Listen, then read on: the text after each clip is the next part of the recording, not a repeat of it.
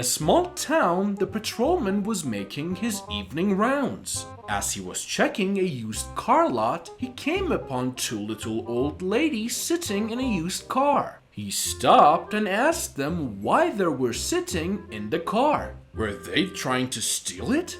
Heavens no, we bought it, said the old ladies. Then why don't you drive it away? We can't drive. Then why did you buy it? We were told that if we brought a car here we'd get so we're just waiting.